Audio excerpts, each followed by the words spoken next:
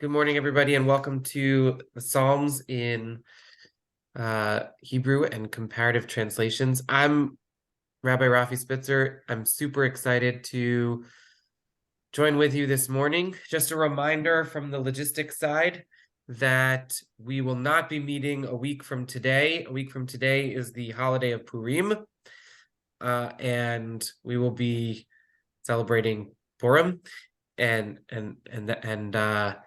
having a little alcohol, some nice wine, and festive meal, and reading the scroll of Esther. And that's what we'll be doing as opposed to studying Psalms. But we will meet again in 2 weeks, and that week we will study Psalm 9. This morning's psalm is Psalm 8. Last week, well, not last week because we didn't meet last week, but 2 weeks ago, when we studied Psalm 7, we found that Psalm 7 had very few, it was not a familiar psalm because it had very few liturgical connections, actually zero, no liturgical connections. This psalm does have some, but it is more well known, I think, for some of its phrases, and so we'll look at that just like we looked at for Psalm 7.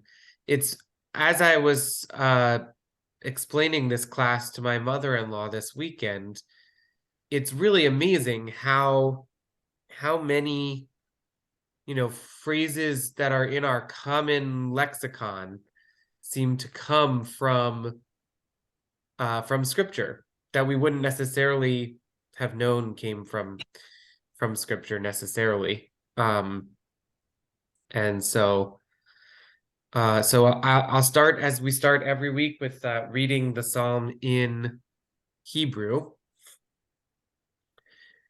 And so here it is, Psalm 8. You can follow along with me. La menatzeach ala gitit mizmor leDavid. Adonai Adonenu, ma adir shimcha b'chol haaretz, asher tena hodecha al hashamayim. Mipi ololim v'yonkim yisad ta'oz leman zorecha lahashbit oyev umitnakem. Ki er'eh shamecha ma'aseh etzbe'otecha yareach v'chochamim asher konanta ma enosh ki tizkerenu uven adam ki tifkedenu. Vatechasrehu me'at me'elohim v'chavod v'hadar ta'atrehu. Tamshilehu b'maaseh yadecha kol shata tachat raglai tzoneh v'alafim kulam v'gam bahamot sadai tzipor shamayim udgei hayam over archot yamim Adonai Adonenu ma adir shimcha b'chol haaretz. And I'll read one translation. We'll go with the last one on page 6. This is the King James Version of the Bible, which was not written by King James, but was he funded the project. And that's King James of England. This is an important translation because it's one of the first, if not the first, complete translation of the Bible into English.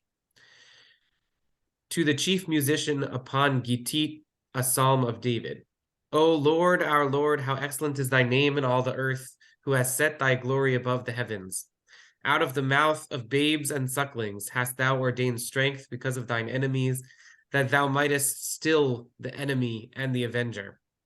When I consider thy heavens, the work of thy fingers, the moon and the stars, which thou hast ordained, what is man that thou art mindful of him? And the Son of Man, that thou visitest him. For thou hast made him a little lower than the angels, and hast crowned him with glory and honor. Thou madest him to have dominion over the works of thy hands. Thou hast put all things under his feet, all sheep and oxen, yea, and the beasts of the field, the fowl of the air, and the fish of the sea, and whatsoever passeth through the paths of the seas.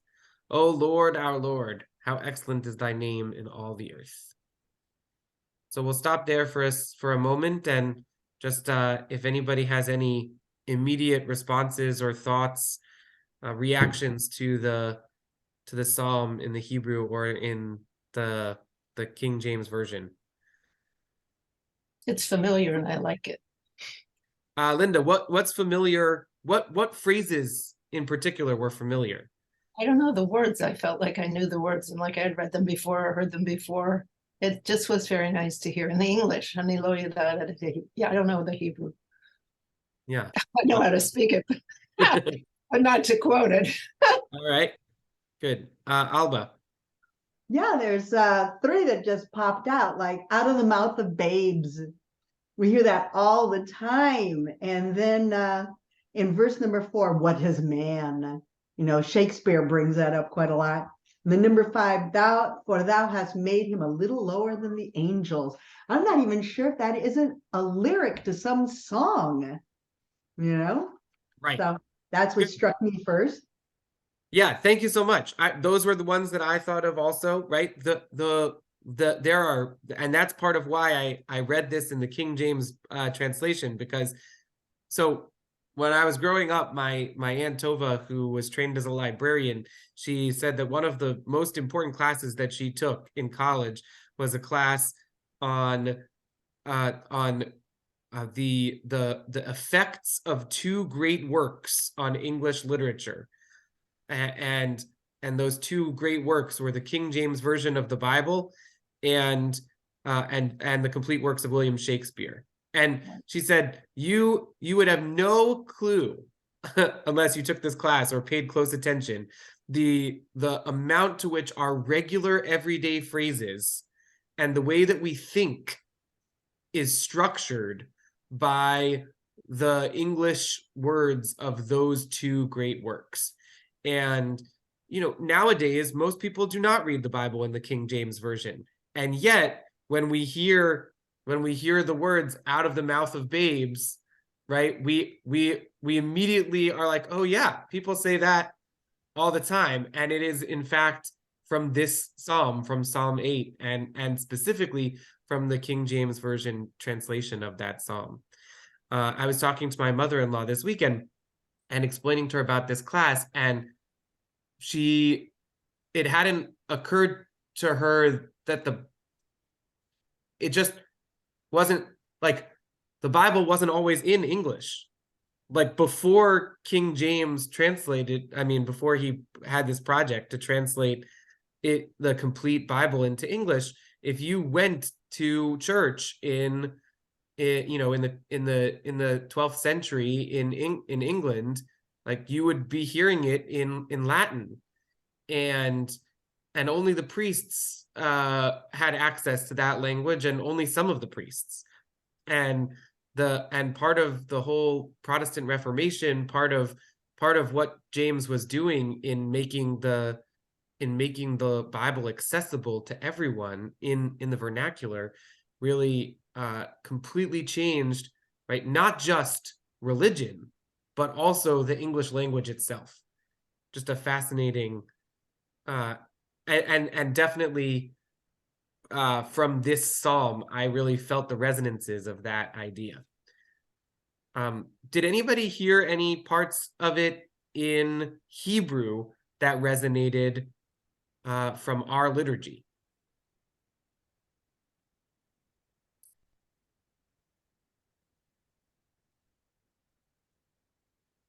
Well, it's not a trick question. I'll just tell you. The phrase Adonai Adonenu Ma'adir Shimcha B'chol Haaretz, which is the last verse of this psalm, is part of the Kedusha, part of our holiest prayer, but only on festivals, not on our regular Shabbat.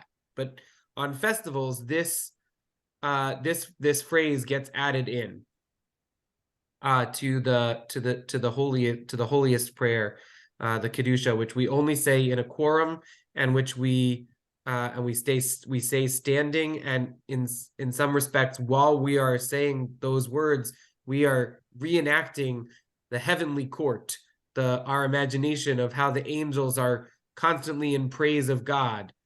And this aspect of the angels and is resonant with the content of this psalm also, because of verse 5. You have made you have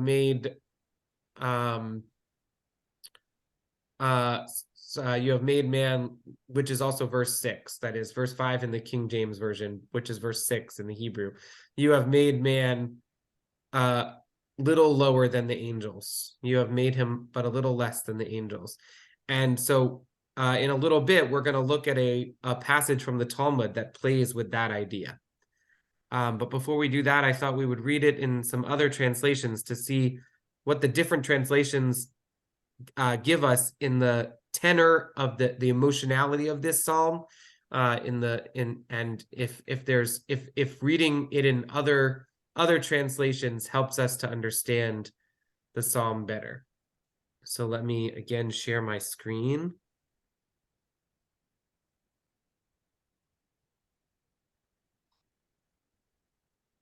Okay. Would somebody like to read on page 4 on the left, Rabbi Levy's translation of this psalm?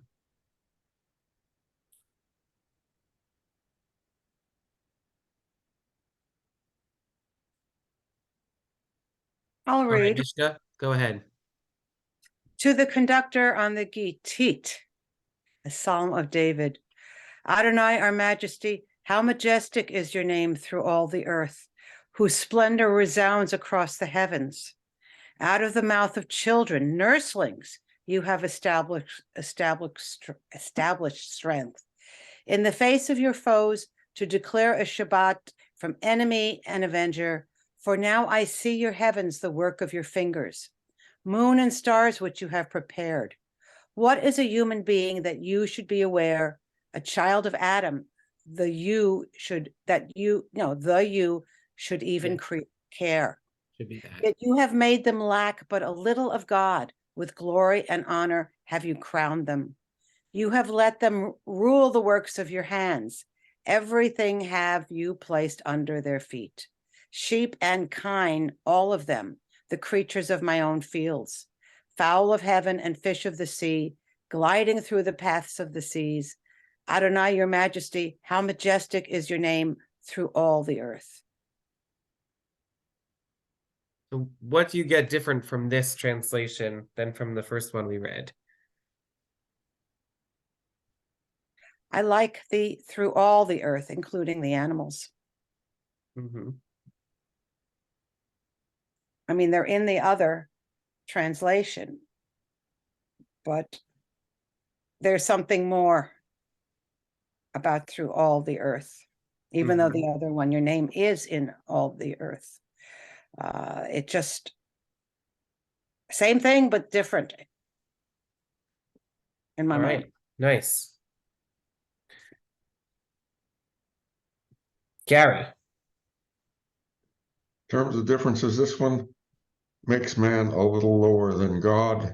I think that, if I remember, the King James made him a little lower than the angels. Nice. Yeah, so the word in Hebrew in that verse is Vatachasrehu me'at melohim. So you made him little less than God is a good translation, because Elohim means God. And, right, Elohim could also mean godly beings, or gods even, right? Elohim is plural. Now we use the word Elohim to just refer to the one God, right? But it can also mean heavenly beings or angels, and it also means judges, which we saw in a previous psalm, that the word Elohim was understood to refer to the aspect of judgment, the aspect of judiciousness, and it can even refer to human judges. So the word Elohim is a complicated word to translate, but here, right, you have made human beings a little less than divine, whether that's divine beings like angels or God's self. Nice connection. Anything else that comes out from this? It probably has nothing to do with anything you're asking, but I'm fascinated how in every one they translate fingers specifically. They translate fingers specifically. Number 4 on both of them and on all of them. Yes, the works And the thought of of God your having fingers is just sort of, I don't know, but it just struck me as odd.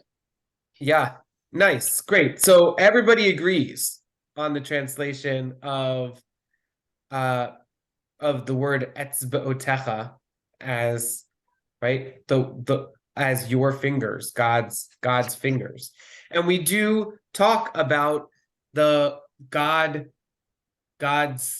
hands, God's, right, outstretched arm. And here I think the association with the stars, with weaving the tapestry of the heavens, like it requires fingers. That this particular, when you imagine what it must take to place the stars in their unique spots, that can't be done just with an outstretched hand. That requires finesse. I think that's the sense of the original Hebrew. And so what you're picking up on, that everybody agrees that that's what that means, I think sort of picks up on that same idea. I actually brought an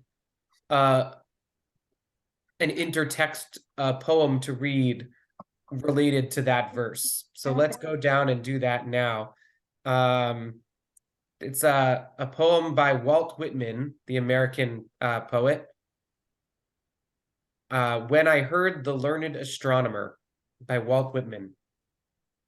When I heard the learned astronomer, when the proofs, the figures were ranged in columns before me, when I was shown the charts and diagrams to add, divide, and measure them, when I, sitting, heard the astronomer where he lectured with much applause in the lecture room, how soon unaccountable I became tired and sick, till rising and gliding out, I wandered off by myself in the mystical, moist night air, and from time to time looked up in perfect silence at the stars.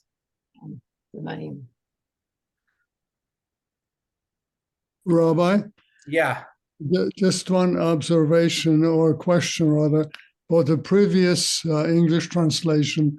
When compared to the Hebrew, including this one, it all seems to speak subjectively, the individual as standing before the Almighty, but the English comes out more in the universal.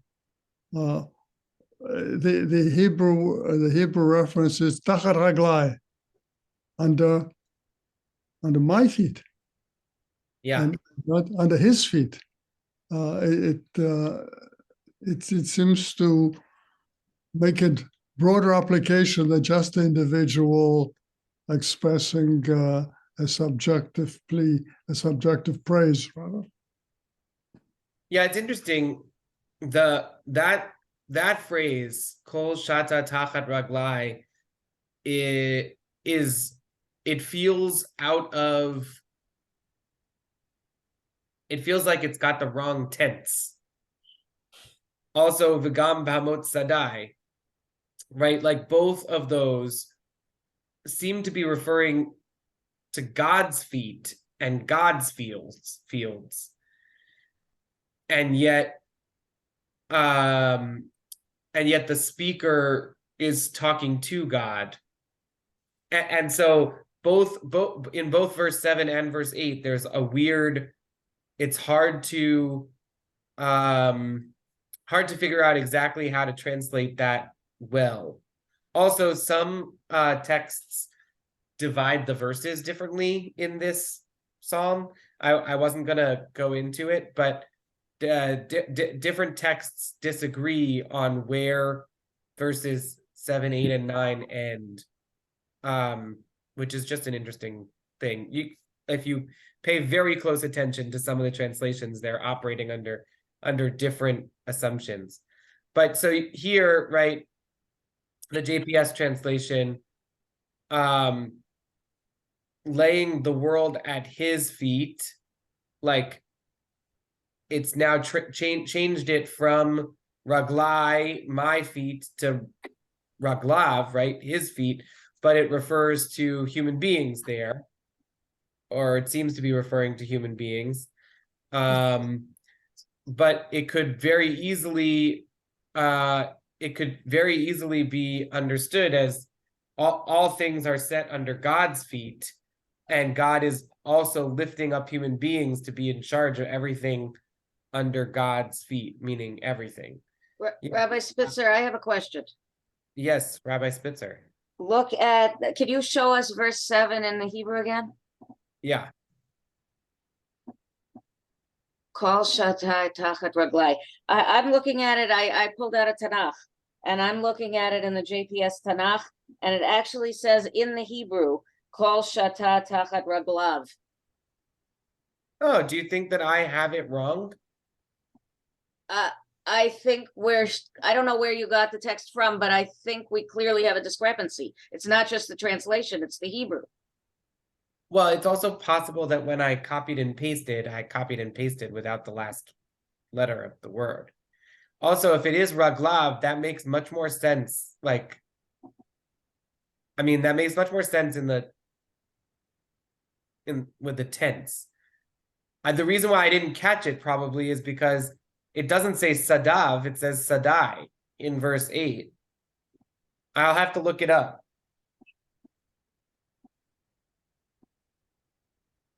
Yeah, if that's it very easily could have copied and pasted the psalm wrong. That happens sometimes. All right, should we look at another translation? Let's look at before we look at another translation, did anybody have any comments or thoughts about the poem by Whitman? I liked Did it. you like me feel like it was an intertext with this psalm? I liked it. My dad was an astronomer. I liked it. I'm an amateur astronomer, and I've been looking at the stars for a number of years.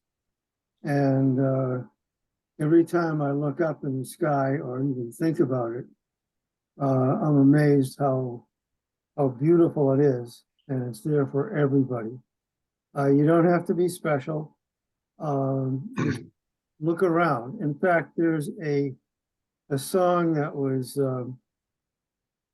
published about 50 years ago. It was recorded by Sergio Mendes, Brazil 66. It's called Look Around. And it goes to, it has a number of different, I think, important things that may appear to be trivial to most. And it says, all the wisdom of the world in a grain of sand. If you can get a hold of that song and listen to it, first of all, it's a beautiful song. It's got a nice melody, but if you listen to the words, they make so much sense. There's so much of God everywhere in different forms, and all you have to do is look and pay attention. Most people, probably 99.9+% will look at something and say, oh yeah, that's a rock. But the rock came from somewhere and it was formed. It didn't happen by itself. Everything on this planet in this solar system, in our galaxy, and in our universe was made special. And Adonai had everything to do with it. That's my interpretation. Thank you. Gary. I can't remember it exactly. There's an interesting quote from Richard Feynman that some of you may know, in which he simply makes the point that he feels that poets don't understand the beauty that scientists find in astronomy. That's exactly what Walt Whitman is saying. Yeah, Walt Whitman is saying astronomers don't understand beauty. And Feynman is saying, Walt Whitman, you got it all wrong. The real beauty is in knowing more. The more you know, and the more you see, and the more you have, right? The more love you can have. And that's a really big disagreement in philosophy about whether more knowledge necessarily leads to more love. Certainly, we like to think that we know the people that we love well, right? And the more you get to know a stranger, the more love comes, right? And on the other hand, sometimes the more you know something or someone, the more you know how the sausage is made, the less easy it is to love.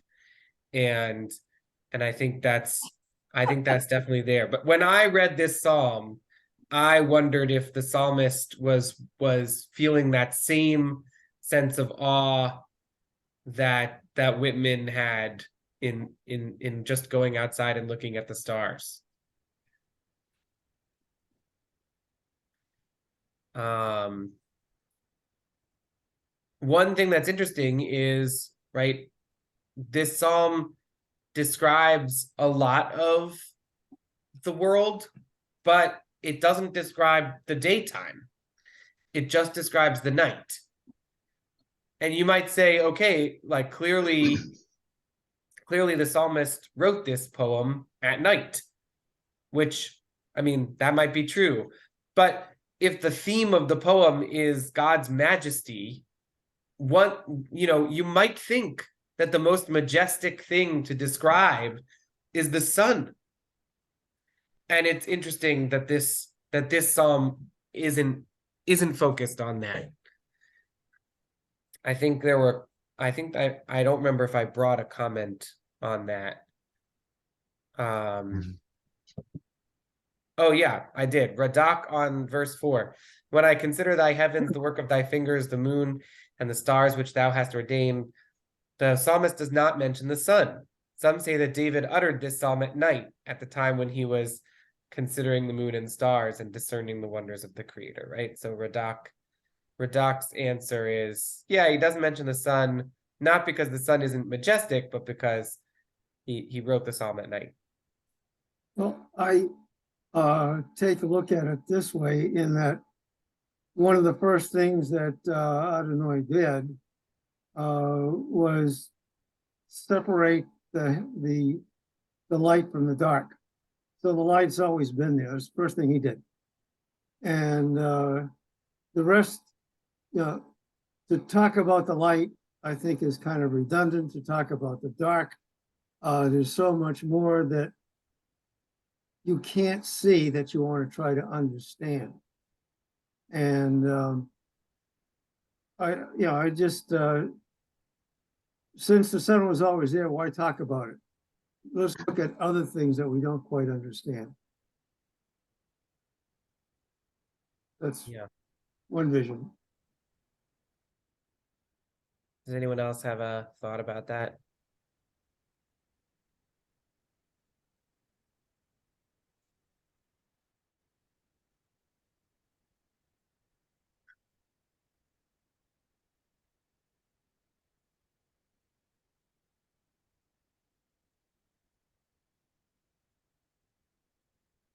All right, let's look at another translation.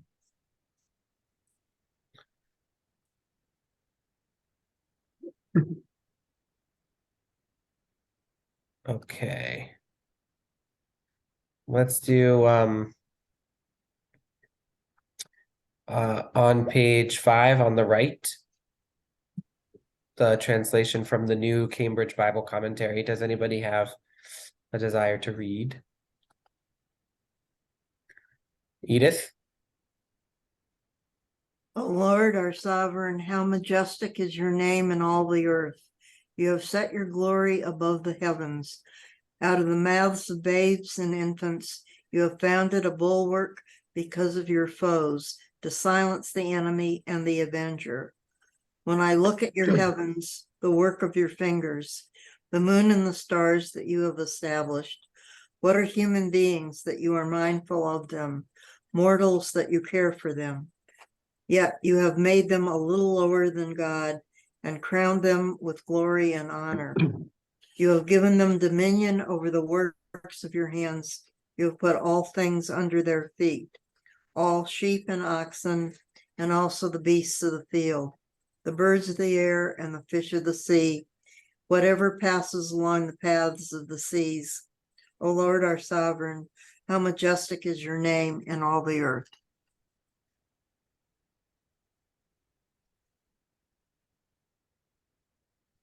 I did look it up, by the way, and I must have left off the Vav at the end of the verse.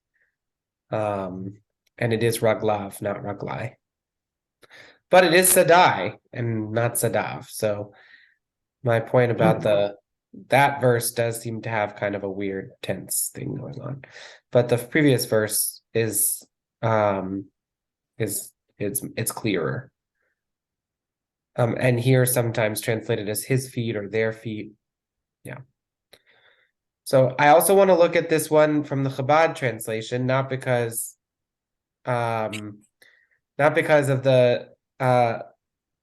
its provenance, but because the way that this translation functions is it weaves in the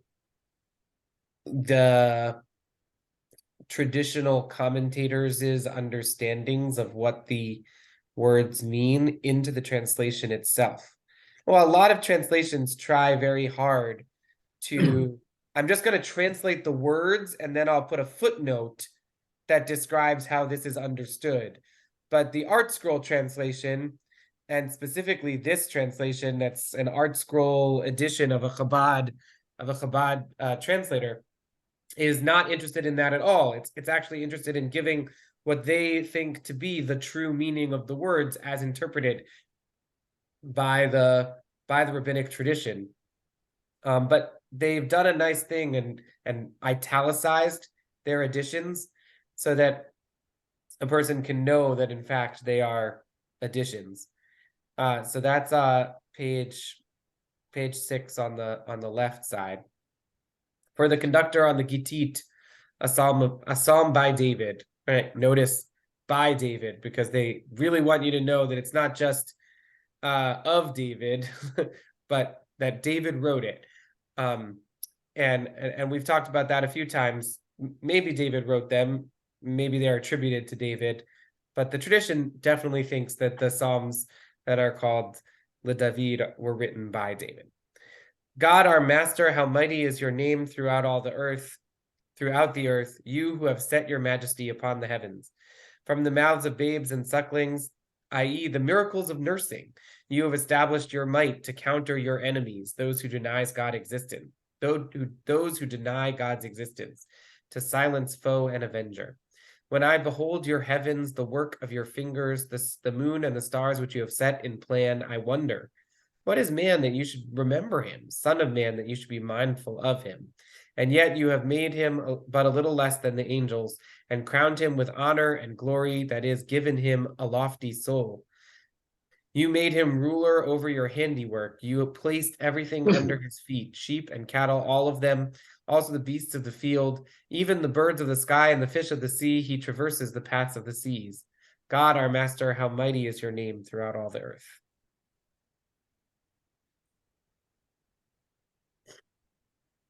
What do you think?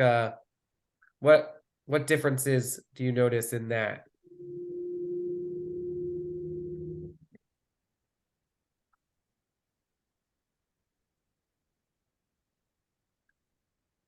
Alba, Someone else is gonna talk, right? No? go ahead. Okay. You know this thing about the fingers? When we look at the stars and stuff, a lot of poets have looked at the stars as like the muses of the spheres of music up in the heavens. And when someone, uses their hands, they're molding clay and stuff like that, or if they're using their arms, they're taking a load from one place to another, or they're extending their arms to embrace somebody or bring them into the fold. But when you use your fingers, it's like playing the piano or a lyre, like David's lyre, the Kinneret. And so like when I think of God, when I behold your heavens, the work of your fingers, it's like it's creating music in the spheres with his fingers. And when we look up at that, it's so insanely beautiful. So when we were talking about that last thing here, the poem by Walt Whitman, he also did When Last in the Dooryard Lilacs Bloom, which was put into music as well. And the idea of Walt Whitman and his connection with music and with fingers playing things. And I look up the stars and I see constellations, and there is a constellation called the Lyre. And so I think of this whole idea of the firmament with the stars and the planets and the galaxies, like it was God playing music. Nice. Nice. Yeah, I think that's very astute, and I think in some ways similar to my to my thought of the tapestry of the heavens, and that you need your fingers to weave them. Yeah, you need your fingers to play the music of the heavens as well. Yeah, Rabbi Spitzer. Can I make a comment on that translation? Yeah. The other day I was reading a psalm to my husband, and it was a psalm in alphabetical order, and it ended 3 letters of the alphabet before the alphabet was done. And we looked at that and we said, why does it end early? And he said to me, well, you should just write the last 3 letters of the alphabet. You should write lines so that then it'll scan better, because you'll have all the right number of lines. And I was scandalized at the idea of adding to the Tehillim, adding to the Psalm, like adding to the Psalm was. I read that translation and I feel like that's exactly what that translator is doing. That translator is improving, adding in and improving, adding glosses that to his mind improve the Psalm, as opposed to just translating it. It's interesting that you feel scandalized by the idea of adding to the psalm. I grew up in this household where at the end of Birkat Hamazon, every Shabbat, we sing a whole bunch of verses from Psalms, but one of the verses didn't fit my parents' theological approach. And so they just added in the word rock, like just only, so that just to smooth over the theological difference, as if you couldn't read the whole paragraph and think, oh yes, the whole paragraph has the same theological theme as this one verse, but they were so opposed to this one verse that they decided to improve upon it. And I guess, well, how is that different? Okay, I'll get off my soapbox here. For those who don't know, Rabbi Spitzer the Elder is the rabbi of my childhood home. My mother, in other words. Yeah, and I think it's I also think that it would be, it's an interesting question to ask, like, were these verses lost somewhere? Or are they in the next psalm? Right? When we look at Psalms 9 and 10 in the next 2 times our class meets, it seems like Psalms 9 and 10, and we'll talk about this more, are actually one psalm that has been divided up, and then the verses are weirdly mixed. But like Psalm Psalm 9, it starts out like as if it's 4 lines for every letter of the alphabet. But and then if you look in Psalm 10, there are 4 lines for many of the letters in the second half of the alphabet. But then in between there are just other words and other lines that don't fit. And it's like, well, what happened here in the editing of these Psalms? And we can look at that too. And also I feel like we have a little bit of an obligation to look at the Psalm as we received it, without imagining the Psalm as it could have been. So I would like to look at this. The tradition notices that in the top of the Psalm, it says, Adonai Adonenu ma'adir shimcha b'chol haaretz asher tana hodacha l'shamayim. Okay, that is, how majestic is your name in all the earth, whose splendor was told over the heavens. Or you have set your glory above the heavens. Your hod, your splendor, your majesty, your whatever, however you translate the word hod, God's hod is above the heavens. But then at the very end of the Psalm, it gives that same verse, Adonai Adonenu ma'adir shimcha b'chol haaretz, but it leaves off the rest of that verse, which says that your hod is above the heavens. So the tradition notices this discrepancy. We have the same phrase twice, but the first time we have a second stick of the verse, and the second time we don't have that. So what is going on here? And the Talmud actually teaches a whole midrash, a whole explanation that imagines this psalm as the setting for a discussion about whether Torah belongs on heaven or on earth. And I have read this midrash many times and never thought about it as a commentary on this psalm, because I've always read it as a commentary on the book of Exodus, on whether the Torah belongs to human beings or whether it should stay in the heaven. But it actually was written as a commentary on this psalm, which, again, I'm just so grateful to have the opportunity to study Psalms for Psalm's sake, because I never would have realized that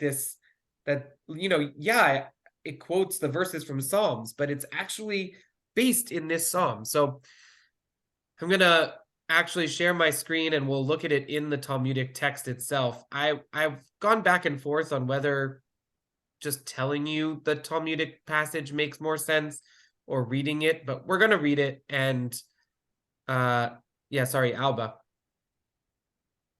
you have to unmute. Fluff, yeah. The story, I think, is from the Talmud, and it's the Orno, the oven of Achnai. Not that story. Not that story, but that story does touch the idea of whether the Torah was given as a gift, and that's it. It's over. It's we're gonna look. We're not gonna look at that story right now. Right. You're right that it's a similar theme. Okay. All right. So this is from Shabbat 88b. So Rabbi Yeshua ben Levi said, when Moshe ascended on high, that is when Moshe went up Mount Sinai to receive the Torah, the ministering angels said before God, Kadosh Baruch Hu, Master of the Universe, Ribono Shel Olam, what is a human being doing here in heaven at the top of this mountain? What is one born of a woman doing here among us? And God said, Moshe came to receive the Torah. And the angels said, the Torah, you created the Torah before the world was even created. The Torah has been here for 1,000 generations, and now you're going to give it to human beings? Okay, and then they quote from our psalm. What is a human being that you would be mindful of him, and a son of man that you would think of him, right? How could you possibly think that the Torah belongs with these creatures, these humans, right? Which is it's a direct quote from our psalm, verse 5. Rather, the angels say, no, pay attention, pay closer attention to the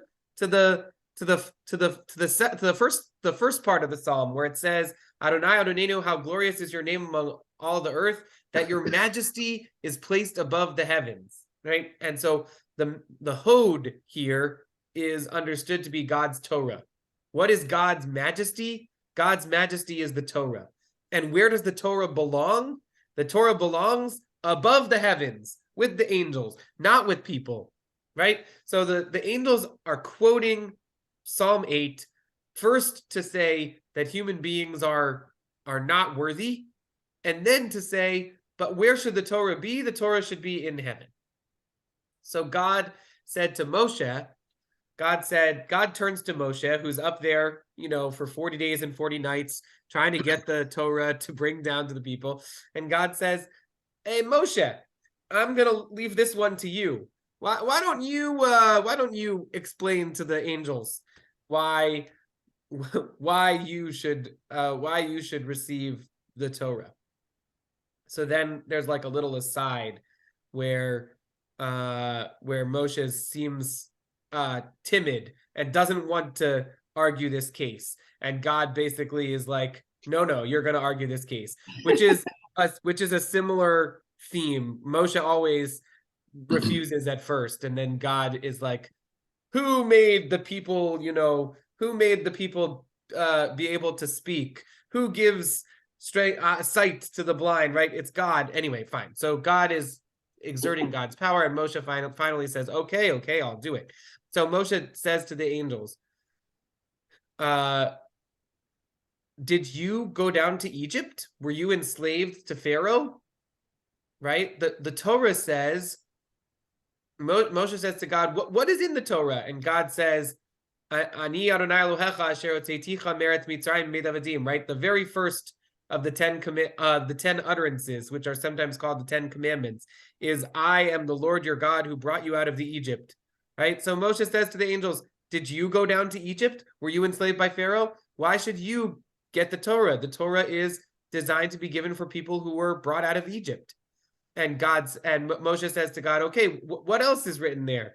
And God again quotes from the 10 commandments. This is why I've always thought of this as a midrash, as an explanation of the 10 commandments. But in fact, it's like really based in this psalm. Like the verses from Psalms are the first verses that are quoted here.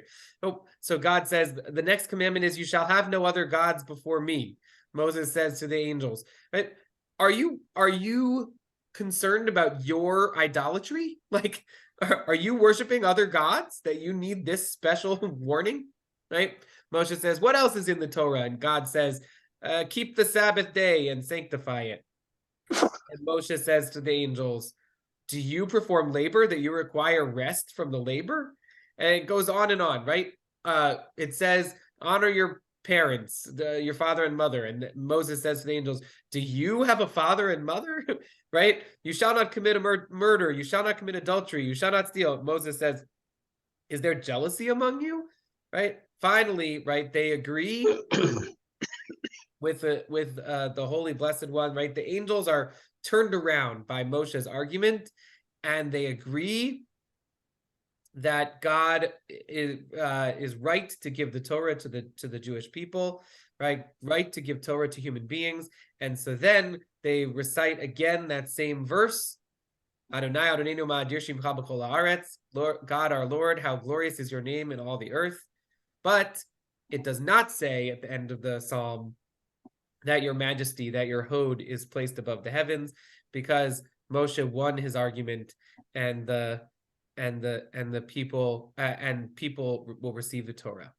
So it's a close reading of the psalm that notices that this phrase is there at the beginning but not there at the end, and imagines this conversation with Moshe and the angels in heaven at the top of Mount Sinai, that shows, no, the people are gonna follow. The Torah belongs to the people, and that's why that phrase is left out at the end. So what do you think? I love that. Say some more. Oh, I'm muted. No, I'm not. I love that story. That argument is just such a great argument. Defining the angels as well as proving the difference between angels and humans. It's in Deuteronomy, isn't it? In Deuteronomy, I'm not far off. Deuteronomy. Sorry. No, go ahead. What is in Deuteronomy? That, that's in Deuteronomy. I'm not far off. I'm not in the heavens. I'm close to you. It's my favorite phrase of the whole thing. So yeah. That is back to the passage that Alba was quoting, right? It's a very similar theme, right? In Moshe's last speech to the Jewish people, Moshe says, right, the Torah is in your hearts and your minds to do it. It's not beyond you, right? And we always read that passage right before Rosh Hashanah and Yom Kippur in Parshat Nitzavim. Yeah, correct, right? I think the theme of this one is the laws of the Ten Commandments, the laws of the Torah, right? The ways in which Torah is a mission for human beings to live a holy life, to live a life striving toward connection with God and connection with each other, right? Those do not apply to angels. Angels do not have the relevant experiences necessary for our religion to be meaningful to them.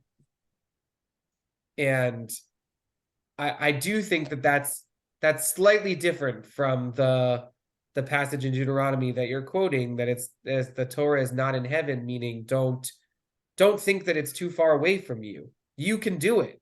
You've got this. This is actually, it's not about it's not a you've got this. It's that in fact it was made for you. The Torah is for human beings because human beings are the ones that struggle with jealousy. Human beings are the ones that struggle with lust. Human beings are the ones that struggle to know what it means to honor your parents. Yeah, Murray. Look, could this let's say dialogue between God and the angels be stretched a little bit to setting the ground for human beings now questioning their teachers, the people questioning Moses, and the subsequent generations questioning their teachers. Yeah, I like this point, right? I've often said that one of the things that I like most about Judaism is the way that Judaism gives preference to questions. That questioning is not considered heretical without respect. Questioning is not considered heretical. Questions are questions when done in the right tone of voice with the right kind of respect. Any question is allowed. And so, yeah, right? Moshe is able to say to the angels, do you experience jealousy? If you don't, then the Torah is not written for you. The Torah is written for people who are human beings, for people who do experience jealousy. And you're absolutely right? If Moshe is able to question the angels if the angels are able to question God and God's decision to give the Torah to the people, how much the more so are we asked to question and inspired to question each other and our tradition and our teachers, right? We have to make it meaningful to us in our generation.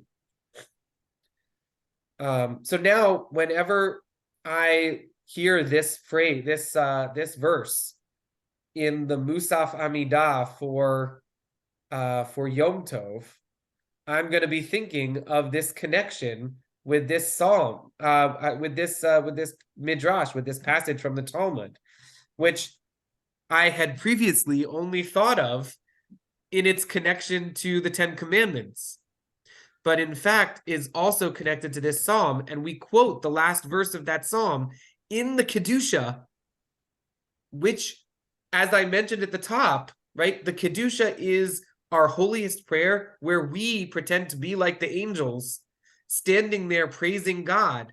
And so on our festivals, we include in the angels' voices in our Kedusha the voice where the angels are agreeing finally that the Torah belongs to us.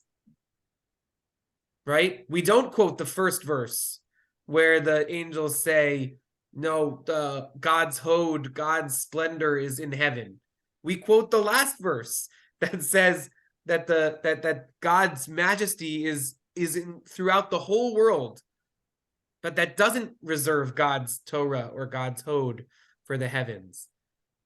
And I think that that's so powerful. It has now changed how I will think of that liturgical moment. I